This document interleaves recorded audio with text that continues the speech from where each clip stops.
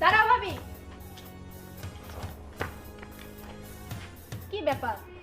বাড়িতে ভাই নাই, মা তো আছে, আমি তো আছি, তুমি কই যাইতেছো এই কথাটাকে একবার বলে যাওয়া উচিত না? আমি কোথায় যাচ্ছি সেটা তোমাদেরকে যে বলতেই হবে তার তো কোনো মানে নেই। মানে আছে তো, কারণ তুমি মোল্লা বাড়ির বউ। তুমি যখন যেখানে যাবা সেগুলো তো বলে যাইতে হইব যে তুমি কই যাইতেছো। দেখো, এত কথা বলার আমার সময় নেই। আমাকে এত চাপে রেখো না তো তোমরা। অনেক কষ্ট করছি আমি, বাসায় থেকে জোর করে এই মোল্লা বাড়িতে বিয়ে দিচ্ছি।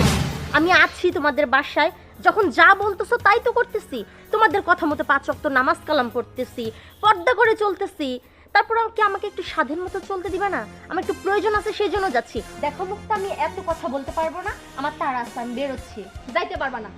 যখন ভাই জানাবো তারপর তুমি যাবা, তার আগে বাড়ি থেকে কোথাও যাইতে পারবা না। মুক্তা, মুক্তা, তুই বৌমার সাথে এরকম ব্যবহার কেন করতেছিস? এটা কিন্তু একদম ঠিক করতেছিস না।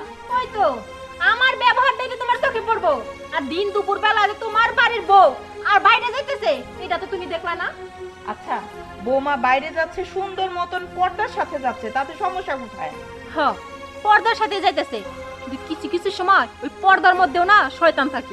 আম্মা, আপনার মেয়ে যে আমাকে এভাবে অপমান করছে, কাজটা কি ঠিক করছে? একদম ঠিক করতেছি।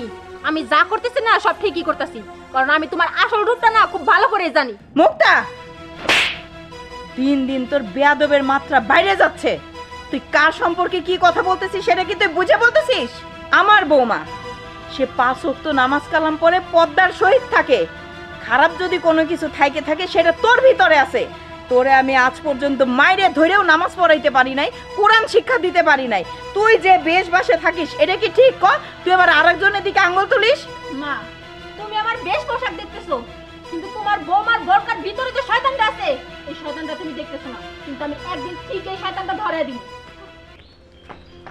বৌমা, তুমি ওর কথা কিছু মনে করো না। আসলে আদর দিয়ে দিয়ে ওরে আমি বাদর বানাই ফেলছি। তাই তুমি যেই জায়গায় যাচ্ছিলা যাও, তাই আমার ছেলে বাড়িতে ফিরে আসার আগে তাড়াতাড়ি চলে আসো। ঠিক আছে আম্মা, আমি তাহলে যাচ্ছি।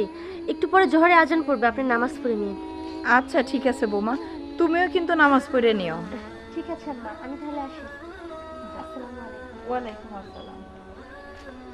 দেখছো কত মাটির মতন একটা মানুষ, আর এই বৌমার সম্পর্কে কিনা আমার মাইয়া খারাপ কথা কয়। ও আসলেই একটা বেয়াদব।